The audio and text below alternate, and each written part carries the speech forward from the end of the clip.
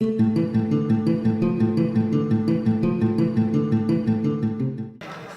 you, Mr. Speaker. And with your permission, let me from the onset endorse and commend this 230 billion people's budget to this honorable House and encourage the former administration, members of the minority in this House, fellow Guyanese, and hopefully patriotic Guyanese to find a just nerve and support the budget under the apt theme, stimulating growth, restoring confidence, the good life beckons. Mr. Speaker, the architect, the expert, the best at budget presentation and stewardship, Honorable Finance Minister Winston Jordan must be commended for his prize to the Guyanese people. And I wish he conveys the appreciation of the people of Region 10 to his diligent team.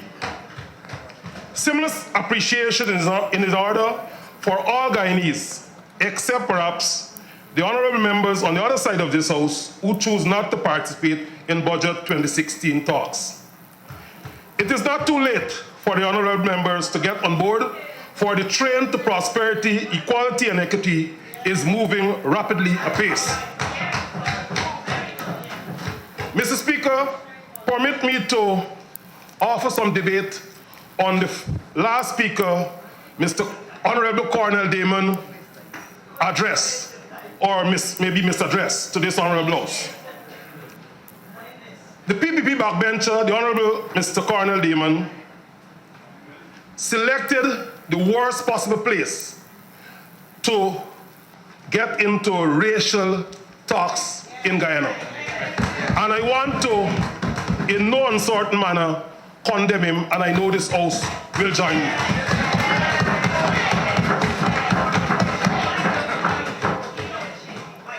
He did provide very little information to this honorable House. In fact, he misinformed us when he suggested that 4 pumps were neglected under this administration. He should be well informed that these pumps were neglected under the PPP regime and were reactivated when the Prime Minister and Minister of Agriculture visited Region 2. Several pumps in Region 2 were sabotaged. Sand was thrown into them, and we are working to get them working in the best possible condition. This coalition will fix those issues. Mr. Speaker, this budget needs no selling. And unlike what some think, we did not set out to craft a poor people plan. Guyana is wealthy, thus all Guyanese are at least potentially wealthy. Our patrimony belongs to all. The budget, Mr. Speaker, is hinged on our covenant with this nation, our manifesto. Guyanese choose to change the country's political culture, and I dare say fortune, when our multi-party coalition was elected in May 2015. This budget will realize the mission as set out by His Excellency in his New Year address, and I quote, "The new year 2016 is a time for renewal. This is a time for reform. This is a time for national renaissance. The prospects are bright." End of quote. This new year, as the President said, His Excellency said, is the time to chart our course for the next 5 years, to 2020 and beyond. Budget 2016 will provide the fuel for this. This budget, Mr. Speaker, brings vision where ignorance and arrogance loomed. Mr. Speaker, in keeping with His Excellency vision and coalition mandate, which is to link urban with rural, coast to hinterland, notable allocation have been made for improved transportation in all 3 of our major rivers. Berbice, by subsidizing on the toll to cross the Berbice River Bridge, and a possibility, the distinct possibility of a riverboat in the Berbice River. Essequibo, by seeking to have a more efficient and effective vessel there, and Demerara, by doing which is long overdue, a feasibility for a new Demerara Harbor Bridge. Complementing this, Mr. Speaker, most of our wharves will receive much needed rehabilitation. Mr. Speaker, our rivers are not an hindrance to our development.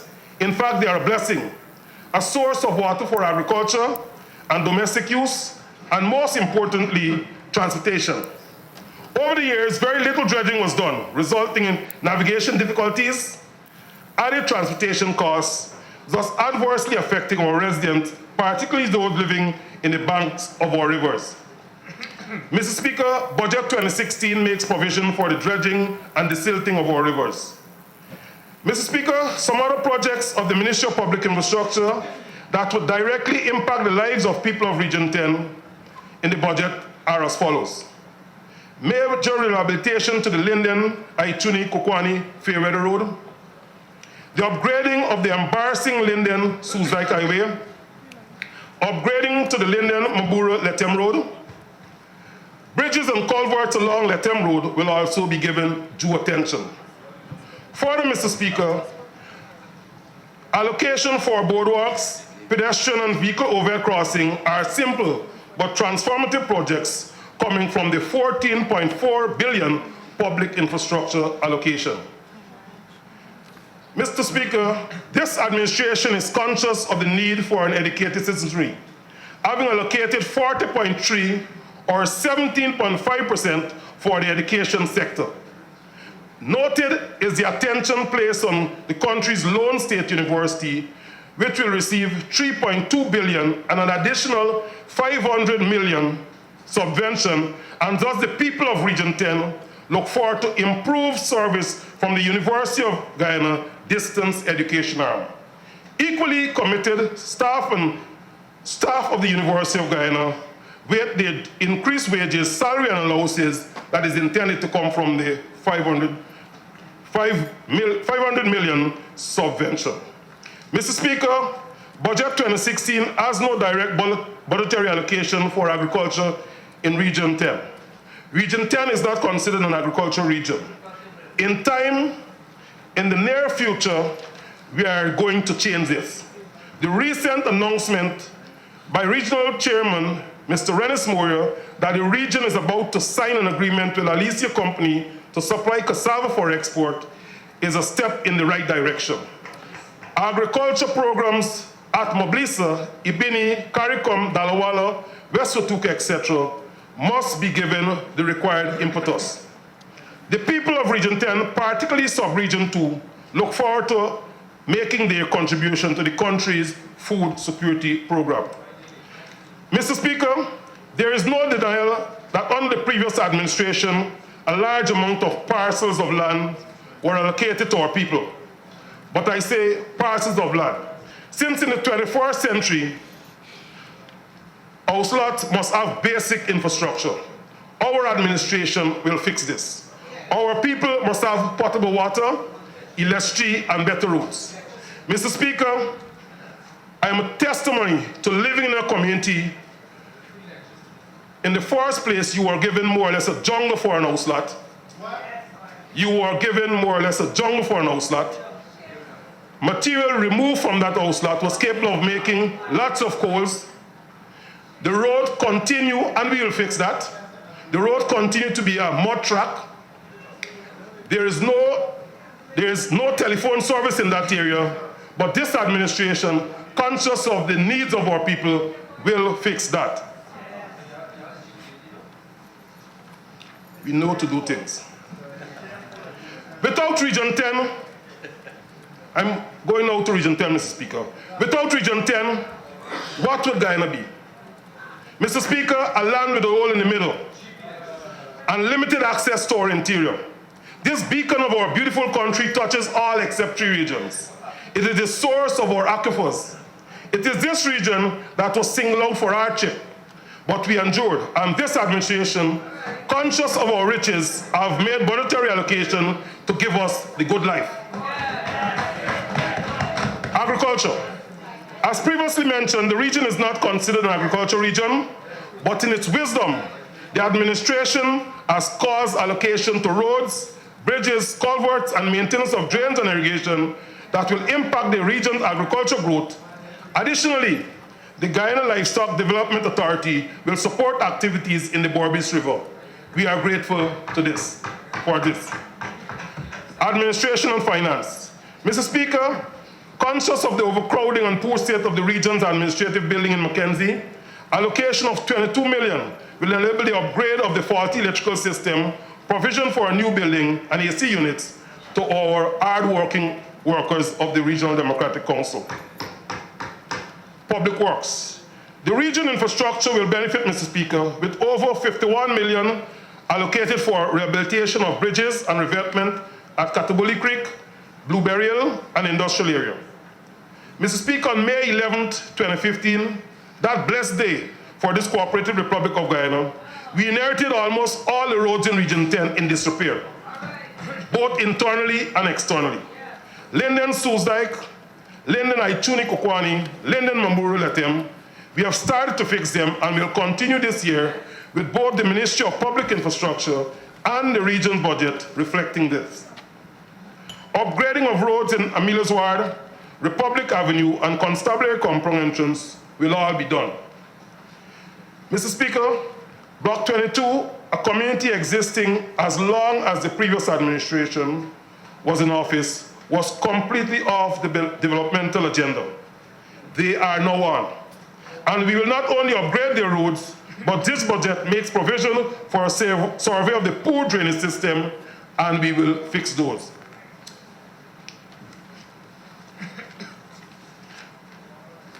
Mr. Speaker, drainage systems will also be done to Pine Street, Daggerad, and Independence Avenue. Those projects of 64 million will improve access and drainage systems. Mr. Speaker, Guyana is a land of many waters, but Region 10 is the source of much of our potable water. And attention to the Dokoro watershed with budgetary allocation is much appreciated. Additionally, Mr. Speaker, 30.8 million will help improve drainage and irrigation, revetment structures, and desilting of creeks at Wismar, Aymara, Kumaka, and Old England. Honourable Member, you have 4 minutes remaining. That will be good for me, Mr. Speaker, thank you. Mr. Speaker, the fleet of vehicles we inherited is embarrassing. Some are unserviceable and others are limping. The chairman, the vice chairman, and sub-region 2 were all without vehicles. We believe this is unacceptable. And so to improve transportation and operational efficiency, over 12 million has been budgeted. Mr. Speaker, our residents of sub-region 2 in particular suffer grave burden on the Kokwani-Fairweather Road. We propose to in time pave this road, but much relief would be had with allocation for the purchase of a grader. This grader would also service the Mambura Hill area. Education. Mr. Speaker, our schools are of utmost importance to this administration. And that is why we will upgrade roads at St. Aidan's and 1 Mile Primary.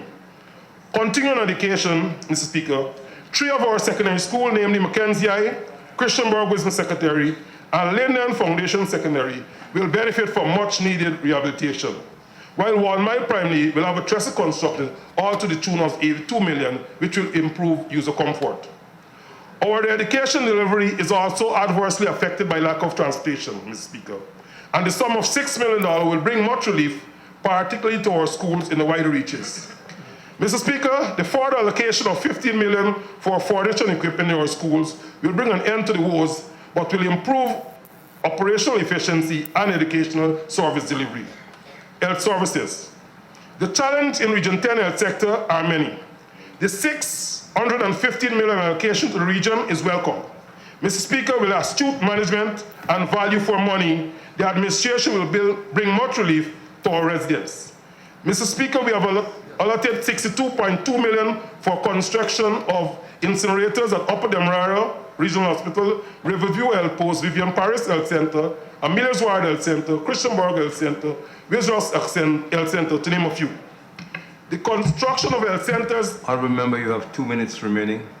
Thank you very much, sir. Mr. Speaker, the condition of the inadequate number of vehicles in the regional health sector is appalling. And as such, to improve health service delivery, 6.4 million is budgeted for the purchase of vehicles.